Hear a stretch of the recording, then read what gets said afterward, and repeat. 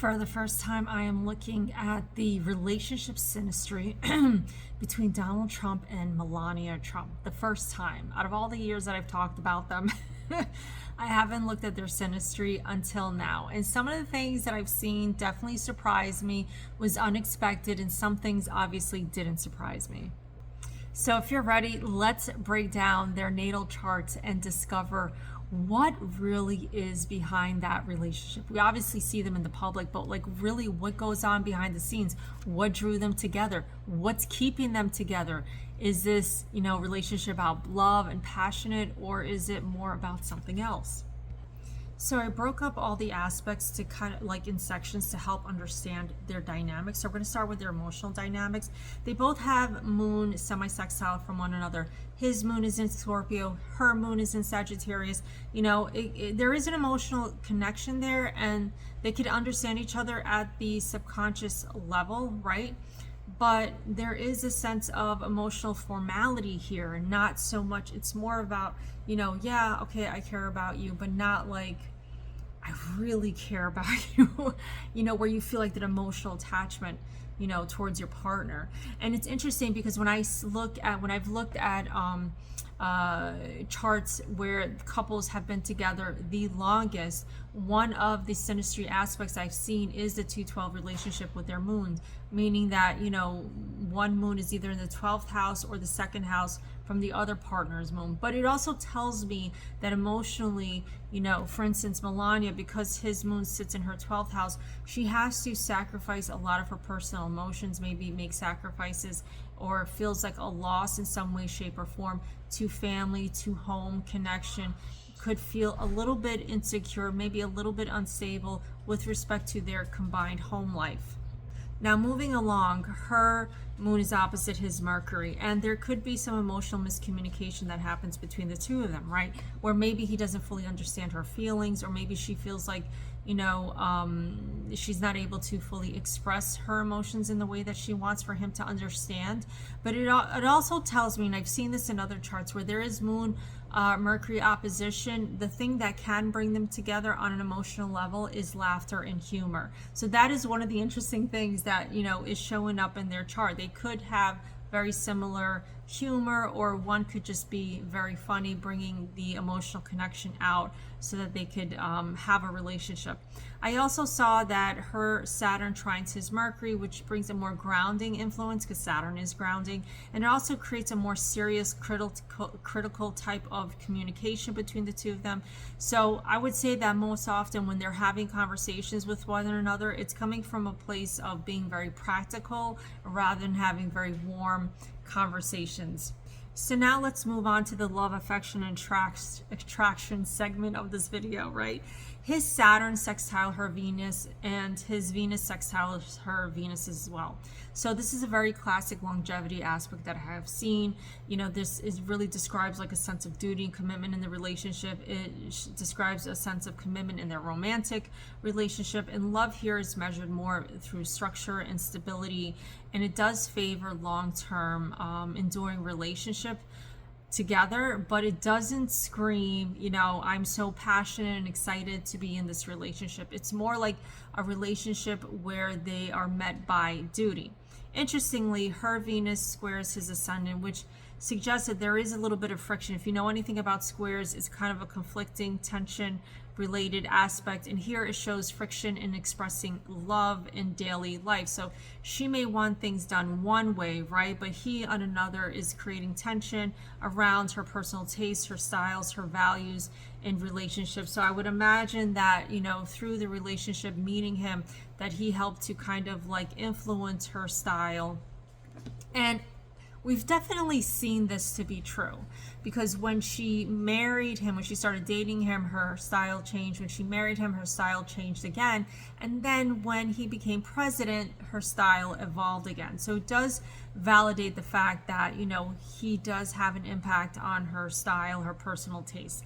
More interestingly is that his midheaven conjuncts her natal Venus. What that tells me here is, because Venus is obviously beautiful and stuff, but because that's in his 10th house, it shows that, he becomes more highly visible in public, which aligns with the fact that his relationship or their relationship does revolve around, career image and social positioning, but it also tells me that she actually enhances his public persona, right? So because of her, because people see her, she benefits his public persona, she benefits his status, and having her involved in his life, in his administration, in his career, in his status actually is a benefit to him, which I found that very interesting because we've seen it over the years. So let's move on to the next segment, which is about power, boundaries, and challenges in the relationship. So her Saturn squares his natal Pluto. Creates a very deep karmic tension. It also tells me that she may feel really restricted, perhaps controlled by him, perhaps, while he exerts a more transformative, dynamic, dominating energy in the relationship. This does reinforce power by dynamics over personal freedoms versus control with respect to her relationship with him, meaning that he's allowed to be a lot more free than she is. And if you really think about it, right, the fact that she is, first lady, she just can't freely go anywhere and do anything that she wants to do, right? Because she always has to have security. And Saturn is security. Saturn is like bodyguards over Pluto. So, over bodyguards and restrictions. So, while she's restricted and he feels he could transform and be however way that she wants to. So it's interesting to see how this plays out in the natal chart. Also, her Neptune squares his ascendant. So this creates illusions over, or idealization over what she thinks about him, or what, she perceived him to be. So she may, have a very more softened, blur perception of Donald Trump, right? But he may not fully see her and appreciate her, especially when it comes to her intuition, especially when it comes to her emotional needs, especially when it comes to her spirituality. So, because of her, she helps to shed a more positive light on him, but he's not necessarily always seeing her for who she really is, or not always taking advantage of like the beautiful, soft, spiritual side of her, which is interesting. More so, his Pluto aspects her nodes. This is a little bit of a quincunx. This is a quincunx aspect. Is it a quincunx aspect, or did I miss that the boat on that one? Hold on a second. Yeah, it is. It is a quincunx aspect, so I'm definitely right about that. So it's interesting because this indicates that the relationship is very karmically significant between the two of them, and one of the biggest life lessons for the both of them has to do with power, control, and responsibility. And it's interesting because they're in the highest position of the U.S. government, right? President and First Lady. So their lesson as a couple really has to do around how they hold that power, their responsibilities to the people, and how they use their control. So it's really, this is what I love about in Synastry and overlays, because it really tells me the true dynamics of the relationship and how things play out. So let's move even deeper. Let's go into their physical life energy presence aspect of their natal chart. This is interesting because his Mars conjuncts her ascendant. So we don't have her birth time, just letting you know. I believe, based on her chart, that she is also a Leo ascendant. And based on this, I believe that his Mars is conjunct her ascendant. I have no proof because I don't know what the birth time is. But, based on my experience with astrology and rectification, I do believe his Mars is conjuncting her ascendant, which would mean that her ascendant is a Leo, which also explains, her whole hairstyle, right? And, the way she looks in her face. So that means that he brings a lot of energy and drive and strong presence into her life. And it could also be very magnetic. I find that a lot of people, a lot of Mars conjunct ascendant people, the Mars person will be very, very, very sexually attracted to the ascendant person, feel very driven by the ascendant person, So as magnetic as that is, it could also mean that the Mars person could be very overwhelming at times, maybe way too assertive at times, where he's kind of like, he's everywhere, involved everywhere in her life. But it does show a chemistry there, because that does explain some of the chemistry in their life, which is interesting to see that there is definitely some chemistry there. Also, her Jupiter sextiles his ascendant, so she brings really great optimism and support, and it helps to expand his social and personal presence, which is interesting. And it's true because, when he speaks of her, he speaks highly of her. He says positive things about her. He's also very, supportive of her when she wanted to have her, jewelry line business and other businesses. So that was really interesting to see how that actually played out. And it also shows that their, interactions together socially is very beneficial to the both of them. It looks good. It looks good, right? So now let's move into the next segment. So whenever I see stelliums like this, it indicates to me that this partnership is really going to bring the best, in their case, the best for their careers and their status. And they're going to be pushing each other forward to reach higher heights together as a result of their energy together in the relationship, right? Also, being that his midheaven is conjunct her Venus, this, and it's in the Taurus house, the 10th house, right?